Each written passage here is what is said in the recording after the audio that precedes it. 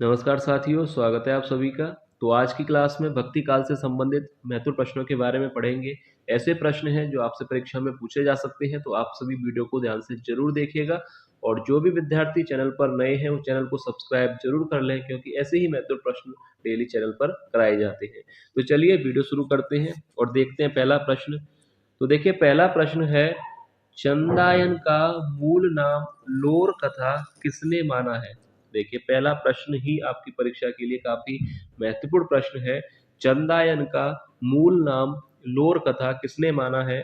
Option A Ram Kumar Verma ने, या option B Mata Prasad गुप्त ने, सी आचार्य रामचंद्र शुक्ल ने, या ऑप्शन डी रामधारी सिंह दिनकर ने। तो देखिए, चंदायन का मूल नाम लोर कथा किसने माना है।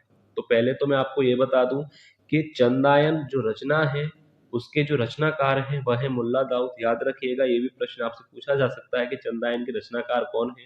तो याद रखिएगा, चंदायन के जो लेखक हैं वह है मुल्ला दाऊद, और इसे हिंदी की प्रथम सूफी रचना माना जाता है। ठीक है, ये दोनों पॉइंट आप लोग क्लियर कर लीजिए। चंदायन के लेखक मुल्ला दाऊद हैं और इसे हिंदी की प्रथम सूफी रचना माना जाता है। अब इसके बाद यहाँ पर जो प्रश्न पूछा गया है कि चंदायन का मूल नाम लोर कथा किसने माना है, तो इस प्रश्न का जो राइट हो जाएगा आंसर ऑप्शन बी। याद रखिएगा, माता प्रसाद गुप्त जी ने चंदायन का मूल नाम लोर कथा माना है। तो यहाँ पर राइट आंसर हो जाएगा ऑप्शन बी। अब इसके बाद देखिए, अगला प्रश्न है क्वेश्चन नंबर 2। प्रश्न है, हजारी प्रसाद द्विवेदी ने सूफी प्रेमाख्यान परंपरा की प्रथम कृति माना है। यहाँ पर देखिए, प्रश्न काफी महत्वपूर्ण है। हजारी प्रसाद द्विवेदी ने सूफी प्रेमाख्यान परंपरा की प्रथम कृति माना है। ऑप्शन ए मधुमालती को, या ऑप्शन बी सत्यवती कथा को, सी मृगावती को, या ऑप्शन डी चंदायन को। तो देखिए, हजारी प्रसाद द्विवेदी ने सूफी प्रेमाख्यान परंपरा की प्रथम कृति किसे माना है। तो यहाँ पर राइट आंसर क्या होना चाहिए, मधुमालती को, सत्यवती कथा को, मृगावती को, या चंदायन को। तो देखिए, इस प्रश्न का जो राइट आंसर हो जाएगा ऑप्शन बी, सत्यवती कथा को हजारी प्रसाद द्विवेदी ने सूफी प्रेमाख्यान परंपरा की प्रथम कृति माना है। याद रखिएगा, ऑप्शन बी यहाँ पर राइट आंसर हो जाएगा। अब इसके बाद देखिए, अगला प्रश्न है क्वेश्चन नंबर 3। काफी महत्वपूर्ण प्रश्न है, तो आप लोग वीडियो को एंड तक जरूर देखिएगा। तो देखिए, प्रश्न है, जायसी किसके समकालीन थे। जायसी यानी मलिक मोहम्मद जायसी किसके समकालीन थे। यह प्रश्न आपसे परीक्षा में जो है पूछा जा सकता है। काफी अच्छा प्रश्न है कि मलिक मोहम्मद जायसी किसके समकालीन थे। ऑप्शन ए अकबर के, या ऑप्शन बी औरंगजेब, सी शेरशाह सूरी, या ऑप्शन डी जहांगीर। तो देखिए, मलिक मोहम्मद जायसी किसके समकालीन थे, अकबर के, औरंगजेब, शेरशाह सूरी, या जहांगीर। तो राइट आंसर क्या हो जाएगा कि जायसी किसके समकालीन थे, शेरशाह सूरी। ऑप्शन सी यहाँ पर राइट आंसर हो जाएगा। ध्यान रखिएगा, जायसी किसके समकालीन थे, शेरशाह सूरी। अब इसके बाद देखिए क्वेश्चन नंबर 4। काफी महत्वपूर्ण प्रश्नों का संकलन है। आचार्य शुक्ल ने सूफी काव्यधारा का प्रथम कृति माना है। देखिए, आचार्य शुक्ल ने सूफी काव्यधारा का प्रथम कृति किसे माना है। ऑप्शन ए मधुमालती, या ऑप्शन बी सत्यवती कथा, सी मृगावती, या ऑप्शन डी चंदायन। तो देखिए, पहले जो प्रश्न आपने पढ़ा था उसमें था कि हजारी प्रसाद द्विवेदी ने सूफी प्रेमाख्यान परंपरा की प्रथम कृति किसे माना है। तो राइट आंसर वहां पर था सत्यवती कथा। अब प्रश्न है कि आचार्य रामचंद्र शुक्ल जी ने सूफी काव्यधारा की प्रथम कृति किसे माना है, मधुमालती को, या सत्यवती कथा को, मृगावती को, या चंदायन को। तो देखिए, शुक्ल जी ने माना है मृगावती को। ऑप्शन सी यहाँ पर राइट आंसर हो जाएगा। ऑप्शन सी यहाँ पर राइट होगा, मृगावती को शुक्ल जी ने सूफी काव्यधारा की प्रथम कृति माना है। तो यहाँ तक आपको क्लियर है। अब देखिए क्वेश्चन नंबर 5। पांचवा प्रश्न है, आचार्य शुक्ल ने सूफी काव्यधारा का प्रथम कवि माना है। देखिए, कितने महत्वपूर्ण प्रश्न लिए गए हैं कि आचार्य शुक्ल जी ने सूफी काव्यधारा का प्रथम कवि किसे माना है। ऑप्शन ए मंझन को, बी मुल्ला दाऊद, सी मलिक मोहम्मद जायसी जी को, या ऑप्शन डी कुतुबन को। तो देखिए, अभी प्रश्न आपने जब पढ़ा था कि शुक्ल जी ने सूफी काव्यधारा की प्रथम कृति किसे माना है, मृगावती को। तो जब कृति मृगावती है तो उसके जो रचनाकार होंगे उनको प्रथम कवि माना होगा। तो देखिए मृगावती के जो लेखक हैं वह है कुतुवन, याद रखिएगा। तो राइट आंसर यहाँ पर हो जाएगा डी। तो यहाँ से आपको दोनों पॉइंट क्लियर हैं कि आचार्य शुक्ल ने सूफी काव्य धारा का प्रथम कवि किसको माना है, कुतुवन को। और प्रथम रचना पूछी जाए तो किसको माना है, बताइए। प्रथम रचना कौन सी थी, मृगावती। मृगावती के लेखक हैं कुतुवन। तो यहाँ तक आपको जो है क्लियर हो गया होगा। अब इसके बाद देखिए क्वेश्चन नंबर 6 है, जायसी ने आखिरी कलाम में किस बादशाह की प्रशंसा की थी। Option A Akbar, B Aurangzeb, सी शेरशाह सूरी या ऑप्शन डी बाबर। तो राइट आंसर क्या होना चाहिए, जायसी जी की जो रचना है आखिरी कलाम उसमें किस बादशाह के बारे में बताया गया है, प्रशंसा की गई है। तो ऑप्शन ए अकबर के बारे में या औरंगजेब, शेरशाह सूरी या बाबर। तो देखिए जायसी जी की जो आखिरी कलाम कृति है उसमें किस बादशाह की प्रशंसा की गई है, बाबर की। ऑप्शन डी यहाँ पर राइट आंसर हो जाएगा। ध्यान से देख लीजिएगा, ऐसे ही प्रश्न आपसे परीक्षा में पूछे जाएंगे कि जायसी जी की जो कृति है आखिरी कलाम में किस बादशाह की प्रशंसा हुई है। तो ऑप्शन डी यहाँ पर हो जाएगा बाबर। अब इसके बाद देखिए अगला प्रश्न है 7वां प्रश्न, क्वेश्चन नंबर 7 है, रज्जब किसके शिष्य थे। देखिए प्रश्न, रज्जब किसके शिष्य थे, कबीरदास जी के या सूरदास जी के, रविदास जी के या दादू दयाल जी के। तो देखिए रज्जब किसके शिष्य थे, बताइए। राइट आंसर क्या होना चाहिए, ए बी सी डी। आप लोग भी साथ ही साथ सोच लीजिए कि इस प्रश्न का राइट आंसर क्या होगा। इससे आप लोगों को भी अपनी तैयारी को एक परखने का मौका मिलता है कि आप लोगों की तैयारी कितनी अच्छी तरह से हो पा रही है। रज्जब किसके शिष्य थे, कबीरदास, सूरदास, रविदास या दादू दयाल। तो राइट आंसर हो जाएगा दादू दयाल के शिष्य थे, याद रखिएगा। रज्जब किसके शिष्य थे, दादू दयाल जी के। अब इसके बाद देखिए क्वेश्चन नंबर 8, 8वां प्रश्न है कि रैदास का जन्म स्थान किस शहर को माना जाता है। तो देखिए राइट आंसर क्या होना चाहिए, एटा, इंदौर, पटना या काशी। तो रैदास जी या संत रविदास जी का जो जन्म स्थल है वह क्या है, एटा में उनका जन्म हुआ था या इंदौर में, पटना में या काशी में। तो राइट आंसर क्या होगा, ऑप्शन डी, काशी में उनका जो है जन्म हुआ था। किस शहर को माना जाता है उनका जन्म स्थान, काशी को। अब देखिए अगला प्रश्न है क्वेश्चन नंबर 9, जायसी की किस कृति में कयामत का वर्णन है। देखिए कितना शानदार प्रश्न है, इस प्रश्न में तो आप स्टार बना लीजिए। ये प्रश्न तो आपसे परीक्षा में पूछा जा ही सकता है, इम्पोर्टेंट प्रश्न है कि जायसी की किस कृति में कयामत या प्रलय का वर्णन है। ऑप्शन ए पद्मावत में, आखिरी कलाम, चित्ररेखा या मेहरनामा। तो जायसी जी की ऐसी कौन सी कृति है जिसमें कयामत का वर्णन है, पद्मावत है, आखिरी कलाम है, चित्ररेखा है या मेहरनामा। तो इस प्रश्न का राइट आंसर ध्यान से देख लीजिए, ऑप्शन बी यहाँ पर राइट हो जाएगा, आखिरी कलाम। जायसी जी की किस कृति में कयामत का वर्णन है, आखिरी कलाम में। ऑप्शन बी यहाँ पर राइट आंसर हो जाएगा, ध्यान से देख लीजिएगा। अच्छा प्रश्न है, परीक्षा में आपसे पूछा जा सकता है। अब इसके बाद देखिए क्वेश्चन नंबर 10, 10वां प्रश्न है, काफी महत्वपूर्ण प्रश्नों का संकलन किया गया है। तो आप सभी वीडियो को एंड तक जरूर देखिए और वीडियो अगर आपको पसंद आए तो वीडियो को लाइक जरूर कीजिएगा। अब प्रश्न है कि कबीरदास किसके समकालीन थे। ऑप्शन ए शाहजहां, अकबर, सिकंदर लोदी या हुमायूं। तो कबीरदास जो है किसके समकालीन थे, शाहजहां के, अकबर के, सिकंदर लोदी या हुमायूं। तो राइट आंसर यहाँ पर क्या होना चाहिए, कबीरदास किसके समकालीन थे। तो राइट आंसर हो जाएगा सिकंदर लोदी। ऑप्शन सी यहाँ पर इस प्रश्न का राइट आंसर होगा। अब प्रश्न है 11वां, देखिए क्वेश्चन नंबर 11 है कि भक्ति आंदोलन को भारतीय चिंतन धारा का स्वाभाविक विकास किसने माना है। अब बताइए, प्रश्न आपकी परीक्षा के लिए ही है, ये प्रश्न आपकी परीक्षा के लिए काफी महत्वपूर्ण प्रश्न है। प्रश्न है कि भक्ति आंदोलन को भारतीय चिंतन धारा का स्वाभाविक विकास किसने माना है। भारतेंदु हरिश्चंद्र ने, आचार्य रामचंद्र शुक्ल ने, महावीर प्रसाद द्विवेदी जी ने या हजारी प्रसाद द्विवेदी ने। तो भक्ति आंदोलन को भारतीय चिंतन धारा का स्वाभाविक विकास किसने माना है। तो राइट आंसर क्या होना चाहिए, option A B C D में से राइट हो जाएगा डी। किसका कथन है, यानी किसने ये कहा है, किसने माना है, हजारी प्रसाद द्विवेदी जी ने। याद रखिएगा, भक्ति आंदोलन को भारतीय चिंतन धारा का स्वाभाविक विकास किसने माना है, हजारी प्रसाद द्विवेदी जी ने। ऑप्शन डी यहाँ पर राइट आंसर हो जाएगा। अब इसके बाद देखिए 12वां प्रश्न है। 12वां प्रश्न है कि हृदयवाणी किसकी रचनाओं का संग्रह है। अब बताइए कितने शानदार प्रश्न है। हृदयवाणी किसकी रचनाओं का संग्रह है। ऑप्शन ए रैदास, दादू दयाल, रज्जब या मंजन। यहाँ पर राइट आंसर क्या होना चाहिए।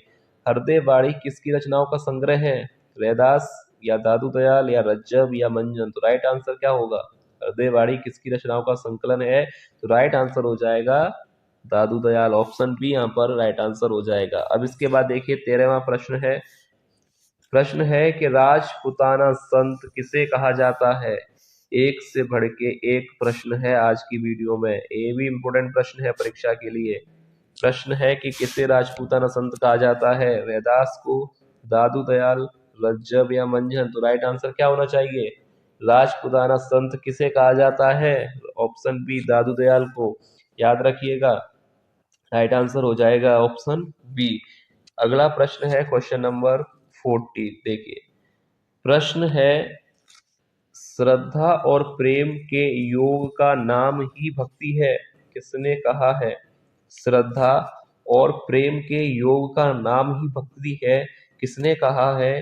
किसका कथन है। रामकुमार वर्मा जी ने, माता प्रसाद गुप्त ने, आचार्य रामचंद्र शुक्ल ने या रामधारी सिंह दिनकर ने।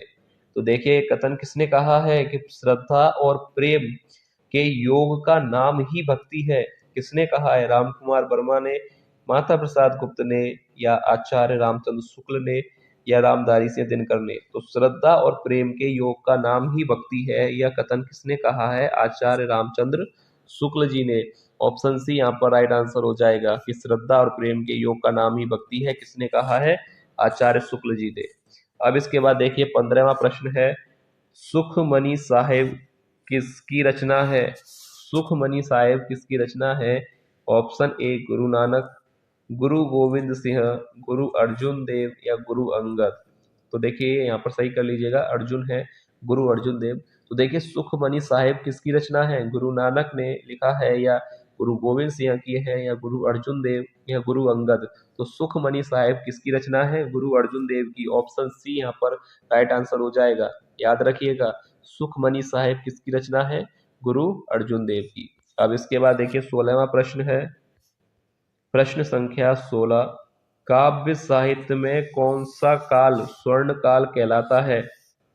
काव्य साहित्य में कौन सा काल स्वर्ण काल कहलाता है। ऑप्शन ए आदिकाल, भक्ति काल, रीति काल या आधुनिक काल। ये भी प्रश्न जो है परीक्षा के लिए काफी महत्वपूर्ण प्रश्न है कि काव्य साहित्य में कौन सा काल है जो स्वर्ण काल कहलाता है।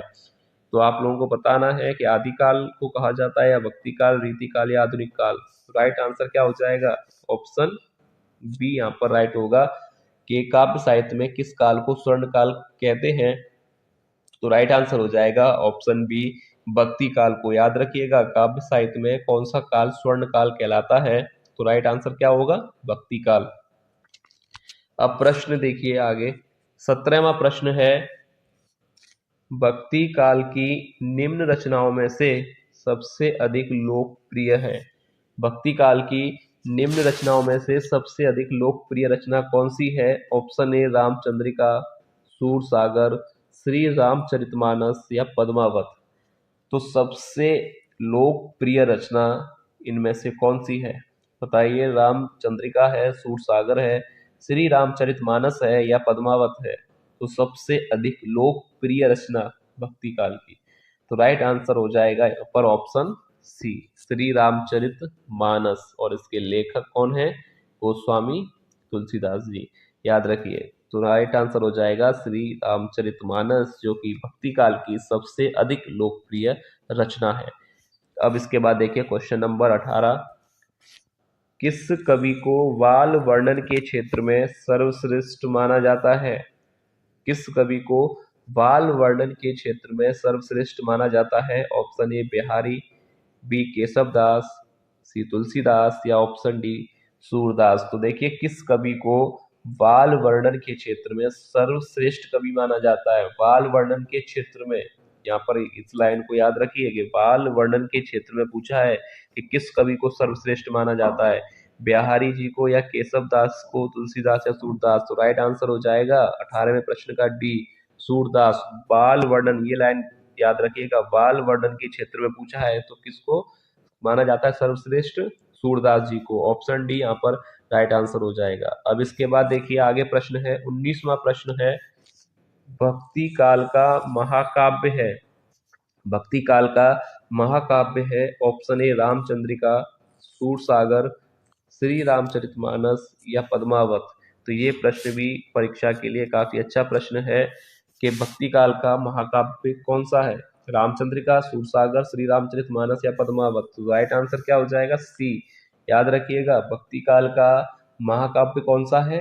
श्री रामचरित मानस, जिसके लेखक हैं गोस्वामी तुलसीदास जी। अब इसके बाद 20वां प्रश्न देखिए, प्रश्न संख्या 20, कृष्ण भक्ति शाखा का श्रेष्ठ काव्य है, कृष्ण भक्ति शाखा का श्रेष्ठ काव्य है। ऑप्शन ए कृष्ण गीतावली या सूरसागर, सूरसारावली या रस पंचाध्यायी? तो राइट आंसर क्या होगा? कृष्ण भक्ति शाखा का श्रेष्ठ काव्य आपसे पूछा जा रहा है कि कृष्ण भक्ति शाखा का श्रेष्ठ काव्य कौन सा है? कृष्ण गीतावली है या सूरसागर है, सूरसारावली या ऑप्शन डी रस पंचाध्यायी? तो राइट आंसर क्या होगा?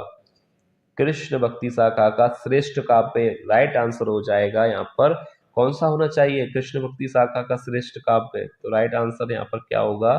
सूरसागर। ऑप्शन बी यहाँ पर सही हो जाएगा, सूरसागर, जो कि कृष्ण भक्ति शाखा का श्रेष्ठ काव्य है, कृष्ण भक्ति शाखा का, याद रखिएगा। अब इसके बाद है क्वेश्चन नंबर 21, रामचंद्र शुक्ल ने भक्ति काल का सर्वश्रेष्ठ लोकवादी कवि किसे कहा है?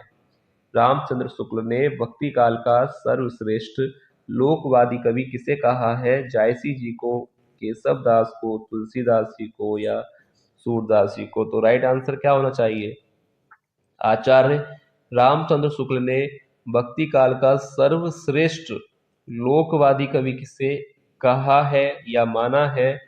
तो जायसी जी को या केशव दास जी को, तुलसीदास जी को या सूरदास जी को? तो देखिए, शुक्ल जी ने भक्ति काल का सर्वश्रेष्ठ लोकवादी कवि किसे कहा है? तो राइट आंसर क्या होगा? ऑप्शन सी, याद रखिएगा, तुलसीदास को। ठीक है, ऑप्शन सी यहाँ पर राइट आंसर हो जाएगा कि शुक्ल ने भक्ति काल का सर्वश्रेष्ठ लोकवादी कवि किसे कहा है? तुलसीदास जी को। अब इसके बाद देखिए क्वेश्चन नंबर 22, सगुण भक्ति धारा का श्रेष्ठ ग्रंथ है।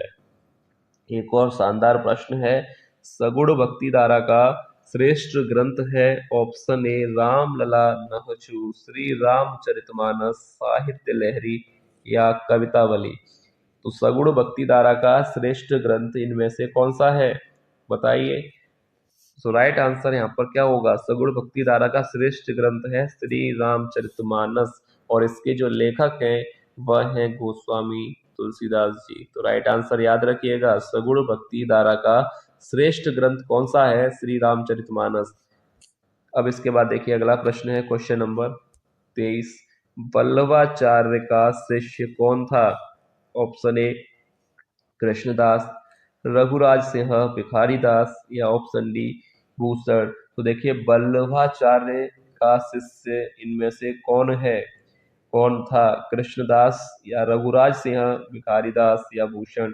तो वल्लभाचार्य जी के जो शिष्य हैं वह है कृष्णदास। ऑप्शन ए यहाँ पर राइट आंसर हो जाएगा। अब इसके बाद देखिए क्वेश्चन नंबर 24, स्वामी रामानंद का शिष्य कौन था? ऑप्शन ए रैदास, कबीरदास, मलुकदास या नानक? तो राइट आंसर यहाँ पर क्या होगा? स्वामी रामानंद का शिष्य कौन था?